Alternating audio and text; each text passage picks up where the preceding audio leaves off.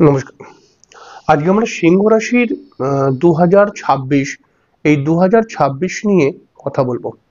2026-এর প্রথম 3 মাসেতে সিংহ রাশির মানুষরা কিন্তু বেশ কিছুটা লাভ পাবে। এই জন্য আমি লিখেছি বছরের প্রথমেই মাস্টার স্ট্রোক, আসছে সফলতা, বাড়বে অর্থ। আসছে সফলতা, বাড়বে অর্থ। এই বিষয় নিয়ে আমাদের আজকের অনুষ্ঠানটি। অবশ্যই আমরা অনুষ্ঠানে চলে আসবো। অনুষ্ঠানে আসার পূর্বে প্রত্যেকবার যে কথাটি বলে থাকি, আপনারা অবশ্যই চ্যানেলটিকে সাবস্ক্রাইব করে বেল আইকনটা ক্লিক করে দেবেন, এটাই আপনাদের কাছে আমার রিকোয়েস্ট। তো শুরু করা যাক। দেখুন, সিংহ রাশির 2025 সালটি বেশ কিছুটা স্ট্রাগলের মধ্যে কেটেছে। বেশ কিছু সিংহ রাশির ক্ষেত্রে শারীরিক সমস্যা, আর্থিক প্রবলেম এবং বিবাহিত জীবনকে কেন্দ্র করে সমস্যা এবং কর্মের সমস্যাও কিন্তু সিংহ রাশির মানুষরা পেয়েছে 2025 সালে। তবে 2026 সালটা এরকম একদমই নয়। তো এরকম একদমই নয় এই বিষয় নিয়ে আমার তো এর আগে একটি ভিডিও রয়েছে, 2026 কেমন কাটবে সিংহ রাশির। সেখানে আমি বলেছি যে বৃহস্পতির কিছু কিছু স্থিতি, নক্ষত্রিক পরিবর্তন সিংহ রাশির মানুষদেরকে বেশ কিছুটা লাভ দেবে। তবে আজকের অনুষ্ঠানটা আরেকটু অন্যরকমের। আজকের অনুষ্ঠানের মধ্যে আমি বলবো যে বৃহস্পতি কত সফল হতে পারবে প্রথম 3 মাসের মধ্যে, শুধু একটু চেষ্টা আর পরিশ্রমের মাধ্যমে। আর সিংহ রাশির যে আর্থিক সমস্যাটা রয়েছে সেই সমস্যাটাও কেটে যাবে। এই কাটিয়ে দেবে এবং সফলতা আনবে বিশেষ কয়েকটি গ্রহ। সেই গ্রহগুলো কিভাবে সিংহ রাশির মানুষদেরকে প্রথম থেকেই লাভ দিতে শুরু করে দেবে, তো সেই বিষয় নিয়ে আপনাকে বুঝতে হবে। তো আমরা জানি যে বৃহস্পতি এই ঘরটার মধ্যে প্রায় কম বেশি সারা বছর এদিক ওদিক থাকবে। বৃহস্পতি কিন্তু সাধারণভাবে একটি রাশির মধ্যে 1 বছর থাকে। তবে আমরা 2026-এ বৃহস্পতিকে এখানেও পাবো, এখানেও পাবো। তবে এখানে কেতু রয়েছে, এখানটায় রাহু রয়েছে, এখানটায় শনি রয়েছে। এই হচ্ছে সিংহ রাশির ছক। মানে এই গ্রহগুলো অলরেডি রয়েছে, সারা বছরই থাকবে। তবে এখানে একটি বিশেষ ব্যাপার তৈরি হবে। 2025 সালের মতো কিন্তু 2026 সালটি নয়। কারণ হচ্ছে 2026 সালের 14ই জানুয়ারি থেকে রবিকে আমরা এই ঘরটার মধ্যে পেয়ে যাব। তারপরে এই ফেব্রুয়ারি মাসে রবিকে আমরা এই ঘরটায় পেয়ে যাব, মার্চে আমরা রবিকে এই ঘরটায় পেয়ে যাব। এইবার খেলাটা এখানে জমে যাবে। দেখুন, রবি যখন এই ষষ্ঠ ঘরের মধ্যে থাকবে তখন রাশির অধিপতি হয়ে রবি এই ষষ্ঠ ঘরের মধ্যে থাকার ফলে হচ্ছে রাশির যে, অর্থাৎ সিংহ রাশির মানুষরা যেই বিষয়কে নিয়ে স্ট্রাগলের মধ্যে পড়েছিল, সেটা কর্মকেন্দ্রিক হতে পারে, বিবাহিত জীবন হতে পারে, সাংসারিক জীবন হতে পারে, অর্থ উপার্জন কেন্দ্রিক হতে পারে, বিভিন্ন বিষয় নিয়ে যে স্ট্রাগলটা চলছিল সেই স্ট্রাগলটা কিন্তু কাটিয়ে দেবে এখানকার রবিটা। তো ষষ্ঠ ঘরে অর্থাৎ জানুয়ারি মাসে যখনই রবি এখানে প্রবেশ করবে তখন কিন্তু সিংহ রাশির অনেকটাই সমস্যার সমাধান করতে শুরু করবে এই রবি। তবে এখানে একটি কথা মাথায় রাখতে হবে, 14ই জানুয়ারি থেকে রবি এখানে আসবে। তাহলে কি 14ই জানুয়ারি বা 15ই জানুয়ারি সব শেষ হয়ে যাবে, সবকিছু ভালো হয়ে যাবে? তা নয়। আস্তে আস্তে আস্তে করে রবি আপনাদের সমস্যাগুলো কাটিয়ে তুলতে পারবে। এবার দেখুন, ফেব্রুয়ারি মাসে যখন এই জায়গাটায় রবি যাবে, ফেব্রুয়ারি, এইখানে রবি কিন্তু এই বৃহস্পতির দৃষ্টি পেয়ে যাবে। বৃহস্পতির দৃষ্টি পেয়ে গেলে রবির কিন্তু শক্তি অনেকাংশে বেড়ে যায়। এবং রবিটা যদি আমি দেখি তাহলে আপনার রাশির অধিপতি রাশিকেও দেখবে। এর ফলে কিন্তু যে সমস্ত সিংহ রাশির মানুষরা সরকারি চাকরির জন্য চেষ্টা করছে, যে সমস্ত সিংহ রাশির মানুষরা রাজনীতির সঙ্গে যুক্ত কোনোভাবে, যে সমস্ত সিংহ রাশির মানুষরা সোশ্যাল কোনো সার্ভিসের সঙ্গে যুক্ত, যে সমস্ত সিংহ রাশির মানুষরা বিশেষ করে আমি বলবো যে ব্যবসা করছে, তাদের ক্ষেত্রেও কিন্তু খুব ভালো লাভ আসছে। এবং তারা নিজের ব্যবসায়, নিজের কর্মকেন্দ্রিক ক্ষেত্রগুলির মধ্যে একটু চেষ্টা এবং একটু বুদ্ধি খাটিয়ে যদি পরিশ্রম করে তাহলে পারে এরা কিন্তু সেই সমস্ত জায়গায় সফল হতেই পারবে। সব থেকে আরেকটি বড় পয়েন্ট, যখন রবি ফেব্রুয়ারি মাসে ওই কুম্ভ রাশির ঘরের মধ্যে চলে আসবে, এই কুম্ভ রাশির ঘরটার মধ্যে চলে আসবে রবি, তখন কিন্তু রাশির সপ্তমে রবি যাবে। তো রাশির সপ্তমে বৃহস্পতির দৃষ্টিও পাবে। তো এর ফলে কিন্তু বিবাহিত জীবন কেন্দ্রের যে সমস্যাগুলো রয়েছে সেই সমস্যাগুলোকে রবি কিন্তু কাটাবার চেষ্টা করবে। অর্থাৎ আপনি যখন মনে করা যাক সিংহ রাশির মানুষ, আপনার বিবাহিত জীবন নিয়ে যে সমস্যাগুলো তৈরি হয়েছে সেটা যেরকমই সমস্যা হোক না কেন, রবি এখান থেকে কিন্তু রিকভার করার চেষ্টা করবে। এবার দেখুন, রবি মার্চ মাসে শনির সঙ্গে অ্যাটাচ হবে, অষ্টম ঘরের মধ্যে। আমরা সবাই জানি রবির অষ্টমত্ব গুণ নেই, মানে অষ্টমত্ব দোষ লাগে না। তো এর ফলে রবি কিন্তু এই শনির সঙ্গে গিয়ে অ্যাটাচ হয়ে গিয়ে যে খারাপ হয়ে যাবে তা কিন্তু নয়। এই অষ্টমে রবি গিয়ে, রবি যেহেতু রাশির অধিপতি, এই কারণে রাশির অধিপতি সর্বদাই রাশিকে সুন্দর করার, স্বচ্ছ করার, পরিষ্কার করার চেষ্টা করে।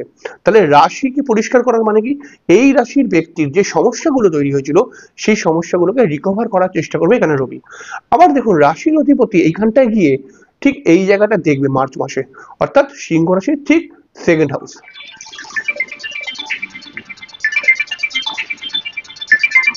এখান থেকে রবি দেখুন এই সেকেন্ড হাউসটার মধ্যে দৃষ্টি দেওয়ার ফলে সিংহ রাশির মানুষদের কিন্তু নতুন আর্থিক লাভ দেখতে পাওয়া যাবে, এবং তার সঙ্গে সঙ্গে সিংহ রাশির মানুষদের পারিবারিক কোনো সমস্যা থাকলে সেখানটাও কিন্তু রবি কাটিয়ে দেওয়ার চেষ্টা করবে।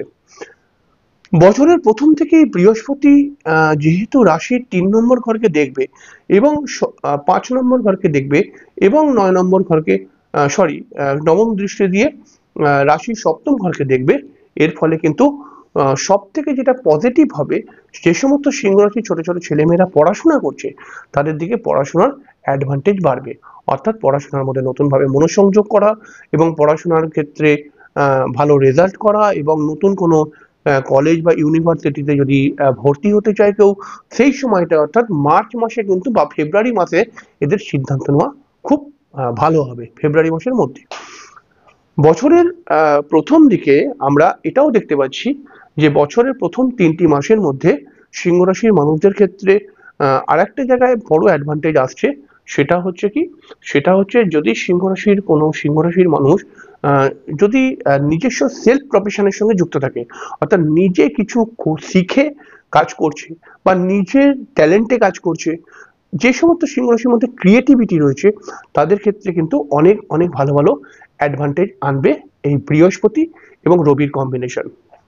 এবার দেখুন সিংহ রাশির জন্য একটি রাজ্যকারী গ্রহ হচ্ছে মঙ্গল।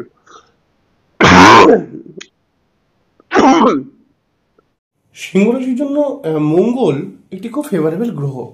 তো সিংহ রাশির জন্য মঙ্গল যে রাজ্যকারী গ্রহ এটাও আমরা জানি।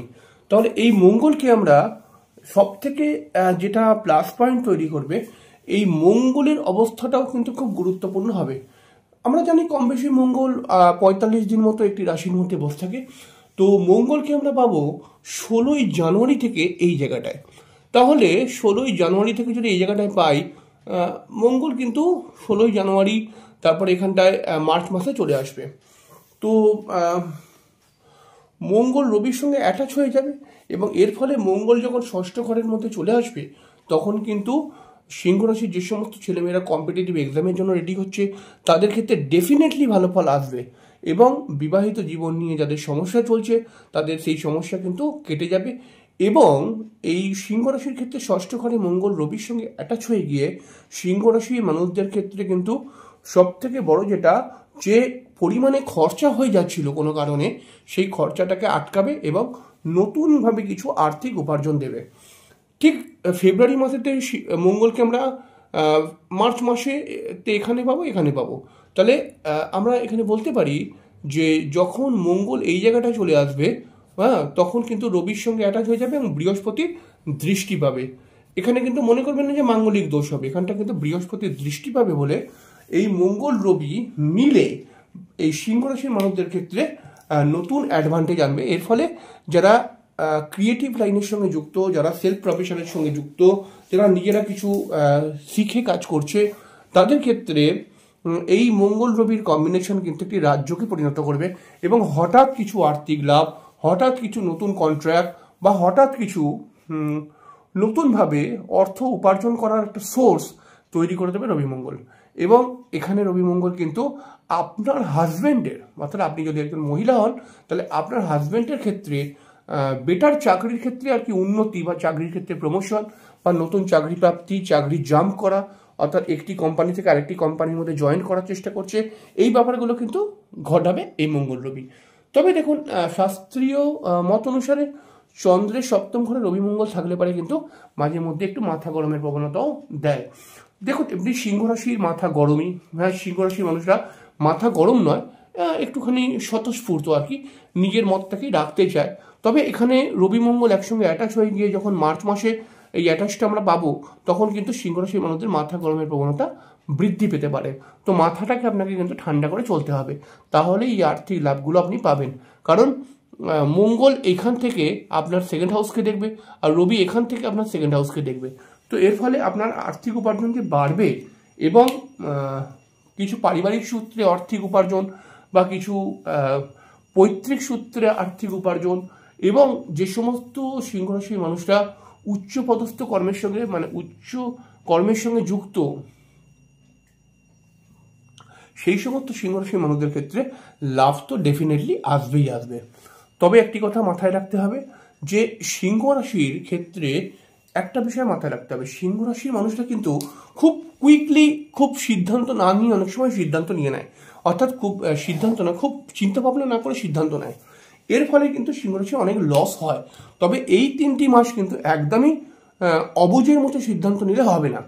বুঝে বুঝে কোন মাসে কোনটা করলে লাভ হবে সেই বিষয়টাকে নিয়ে ভেবে তারপরে এগোতে হবে। কারণ আমি আপনাকে বললাম যে জানুয়ারি, ফেব্রুয়ারি, মার্চ মাত্র 3টি মাস হলেও এই মাসে কোন কোন সময়ে কোন কোন দিকে লাভ আসবে সবটাই আমি আপনাকে বোঝালাম।